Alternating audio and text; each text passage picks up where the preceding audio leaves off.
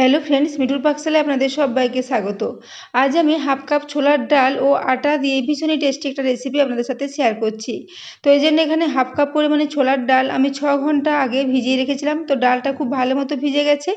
এরপর ডালটাকে পরিষ্কার করে ধুয়ে জলটাকে ঝরিয়ে রেখেছিলাম। এরপর এই ডালটাকে একটা মিক্সিং জারের মধ্যে নিয়ে নিচ্ছি। তো পুরো ডালটাকে এভাবে নিয়ে নিচ্ছি। ডালটা নেওয়া হয়ে গেলে এখানে কিছুটা জল দিয়ে এর সাথে কিছু মশলা দিয়ে এটাকে খুব ভালো করে পেস্ট করে নেব। তো দেখুন, এই জন্য পুরো ডালটাই এখানে দিয়ে দিয়েছি। এরপরে এর সাথে দিয়ে দিচ্ছি প্রায় 1/4 কাপ পরিমাণে জল। এর সাথে দিয়ে দেব আমি 2টো কাঁচা লঙ্কা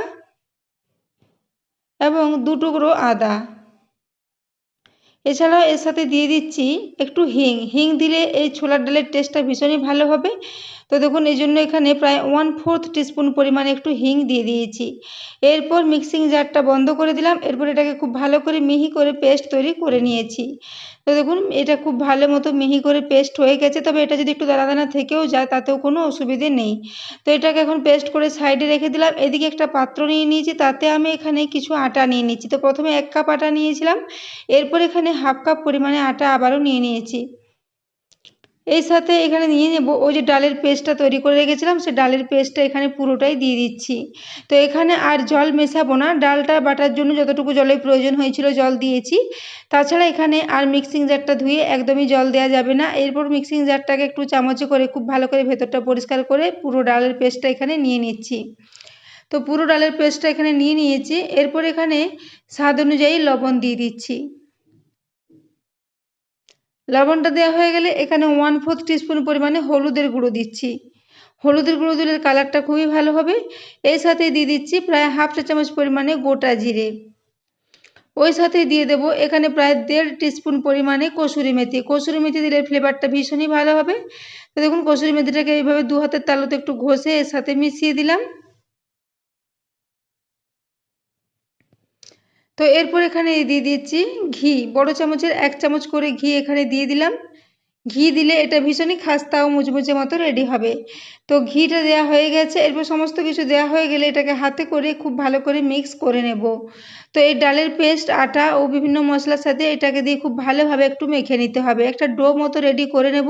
তবে ডোটা একদমই নরম করে তৈরি করব না। রুটি ও লুচি তৈরি করার সময় সাধারণত আমরা যেভাবে নরম ডো তৈরি করে থাকি সেরকম নরম ডো এটা হবে না। এই ডোটা একটু শক্ত করেই তৈরি করতে হবে।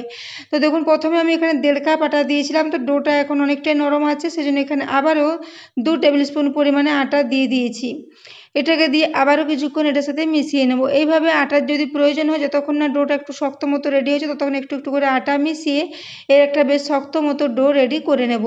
তো আজকে আমি এখানে কোনো লুচি বা পুরি রেসিপি আপনাদের সাথে শেয়ার করছি না। ছোলার ডাল ও আটা দিয়ে একটা অন্যরকম রেসিপি আপনাদের সাথে শেয়ার করেছি।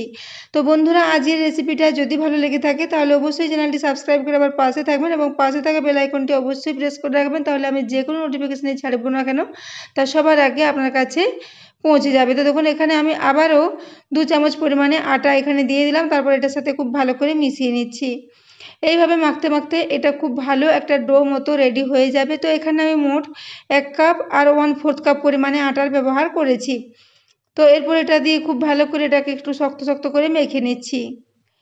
তো দেখুন, এটা বেশ শক্ত করে মাখা হয়ে এসেছে। এইভাবে এটাকে খুব ভালো করে একটা ডো মতো রেডি করে নিলাম।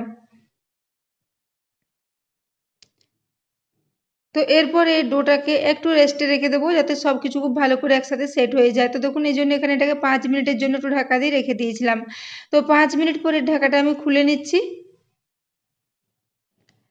5 মিনিট পরে ঢাকাটা খুলে নিলাম। এটা এখন আবারও খুব ভালো মতো সেট হয়ে গেছে এবং আবারও হাতে করে এটাকে খুব ভালো করে একটু মিশিয়ে নিলাম। এরপরে একটা চপিং বোর্ড নিয়ে নিয়েছি, তাতে একটু বেশ ভালো করে তেল মাখিয়ে নিয়েছি। ওই সাথে আমি হাতেও খুব ভালো করে একটু তেল মাখিয়ে নিয়েছি। তার সাথে একটা বেলুন নিয়েছি, সেই বেলুনের গায়েও একটু খুব ভালো করে তেল মাখিয়ে রেখেছি। এরপর একটা বেলুনের সাহায্যে এটাকে একটু বড় করে বেলে নেব। তো বন্ধুরা, আজকের এই রেসিপিটা যদি ভালো লেগে থাকে তাহলে অবশ্যই একটু বন্ধুদের সাথে শেয়ার করে দেবেন এবং রেসিপি ভালো লাগলে একটা লাইক করতে ভুলবেন না। তো দেখুন, এভাবে বেলনের সাহায্যে খুব ভালো করে এভাবে একটু বড় করে এটাকে লম্বা করে বেলে নিচ্ছি। এটা খুব পাতলা করে মেলবো না, একটু বেশ মোটা থাকবে সেরকমভাবে এটাকে বেলে নিতে হবে।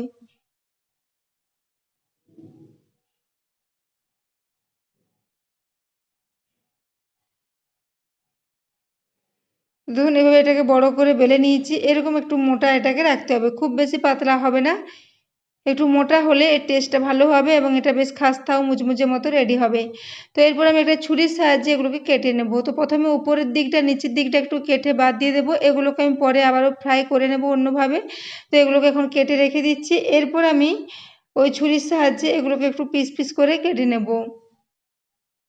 তো দেখুন প্রথমে এইভাবে লম্বা লম্বা করে একটু ছোট ছোট করে কেটে নেব।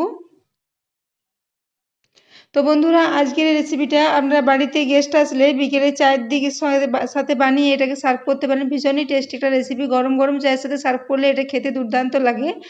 তো দেখুন এরপর আমি এটাকে এইভাবে একটু লম্বা লম্বা করে প্রথমে কেটে নিচ্ছি।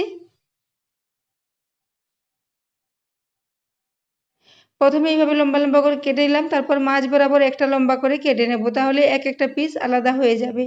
তো দেখুন এইভাবে মাঝ বরাবর কেটে নিচ্ছি। এই জন্য ডোটা একটু শক্ত করে মাখতে হবে, যাতে এটা খুব ভালো মতো সেট হয়ে যায় এবং এভাবে পিস পিস করে কাটা যায়। তো দেখুন এটাকে এখন খুব ভালো মতো পিস পিস করে রেডি করে নিয়েছি। এরপর একটা থেকে একটা আলাদা করে নেব, এইভাবে একটু আলাদা করে নেব ওগুলো সবগুলোই। তো বন্ধুরা আজ এই রেসিপিটা ভীষণই একটা সহজ পদ্ধতির রেসিপি, খুবই ইজি তৈরি হয়ে যায়, খুব বেশি সময়ও লাগে না। তো দেখুন এগুলো সবই এখন রেডি করে নিয়েছি।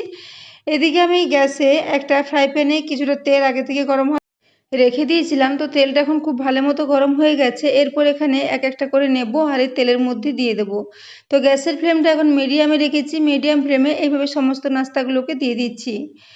তো বন্ধুরা আজকের রেসিপিটা একবার বাড়িতে অবশ্যই ট্রাই করবেন, ভীষণই টেস্টি একটা রেসিপি এবং খুবই সহজে তৈরি হয়ে যায় এবং খেতে তো দারুণ মুচমুচে ও খাস্তা হয়েছিল।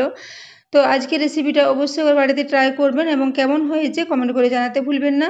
তো দেখুন এভাবে এগুলোকে একটু জায়গা করে যতগুলো একেবারে দেওয়া যাবে দিয়ে দিয়েছি। তো দেখুন এখানে বাকি অর্ধেকগুলো এখনও রয়েছে, এগুলো আমি পরে আবারও ফ্রাই করে নেব। তো এগুলোকে দেখুন এইভাবে প্রায় 2 মিনিট পর্যন্ত নিচের দিকটা মিডিয়াম ফ্লেমে একটু ফ্রাই করে নিয়েছি। এরপর এগুলোকে উল্টে দিচ্ছি। তো এগুলোকে আমি উল্টে পাল্টে প্রায় 7 থেকে 8 মিনিট পর্যন্ত লো টু মিডিয়াম ফ্লেমে একটু ফ্রাই করে নিয়েছি। এগুলো একদমই হাই ফ্লেমে ভাজতে যাবেন না, একটু লো টু মিডিয়াম ফ্লেমে হাতে সময় নিয়ে উল্টে পাল্টে ভেজে নিলে এগুলো ভীষণই খাস্তা মতো রেডি হবে। তো দেখুন এরপর এগুলোকে এভাবে উল্টে পাল্টে একটু ফ্রাই করে নিচ্ছি। তো বন্ধুরা আজকের এই রেসিপিটা আপনারা বাচ্চাদের স্কুলের টিফিনের জন্য বানিয়ে পারেন, তবে এগুলোকে আপনারা বিকেলে চায়ের সাথেও বানিয়ে খেতে পারেন, ভীষণই খাস্তা ও মুচমুচে একটা রেসিপি। তো দেখুন এইভাবে এগুলোকে বারবার নাড়াচাড়া করে একটু লাল লাল করে ভেজে নেব। গ্যাসের ফ্লেমটা এই সময় কোনো সময় মিডিয়ামে আবার কোনো সময় লোতে রেখে এগুলোকে একটু ফ্রাই করেছি, তবে এগুলোকে প্রায় আমি 7 মিনিট পর্যন্ত ফ্রাই করে নিয়েছি। তো দেখুন এগুলো এখন খুব সুন্দর একটা কালার চলে এসেছে। এরপর এগুলোকে একটা স্ট্রেনারে তুলে নিচ্ছি, তারপর এক্সট্রা তেলটা ঝরিয়ে নিয়ে এগুলোকে সার্ভ করে দেবো। তো দেখুন এখন কালারটা খুবই সুন্দর এসেছে এবং ভীষণই খাস্তা ও মুচমুচে মতো এগুলো রেডি হয়েছে। তো এরপর এগুলো তুলে নিচ্ছি এবং বাকি যেগুলো রয়েছে সেগুলো একইভাবে আমি ফ্রাই করে নেব। তো দেখুন এই জন্য এগুলোকে তুলে নিচ্ছি। তো বন্ধুরা এগুলোকে আপনারা এমনিতে যে কোনো চাটনির সাথে সার্ভ করতে পারেন, খেতে ভীষণই ভালো লাগে, অথবা বিকেলে চায়ের সাথেও এগুলোকে বানিয়ে সার্ভ করতে পারেন, সেক্ষেত্রেও এটা খেতে ভীষণই টেস্টি হবে। তো দেখুন এরপর এগুলোকে তুলে তেলটা ঝরিয়ে নেব, তারপর একটা প্লেটে এগুলোকে নিয়ে নিচ্ছি।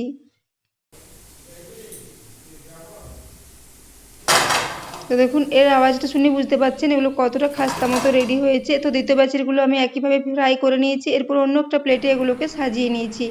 এরপর এর আওয়াজটা একবার আপনাদের দেখিয়ে দিচ্ছি। দেখুন ভীষণই খাস্তা ও মুচমুচে মতো রেডি হয়েছিল, একদম ভীষণই টেস্টি একটা রেসিপি। তো বন্ধুরা আজ এই রেসিপিটা অবশ্যই বাড়িতে একবার ট্রাই করবেন এবং রেসিপি কেমন লেগেছে কমেন্ট করে জানাতে ভুলবেন না। তো আজকের রেসিপিটা এতক্ষণ পর্যন্ত দেখার জন্য আপনাদের অশেষ ধন্যবাদ। আবারও দেখা হচ্ছে অন্য কোনো রেসিপিতে।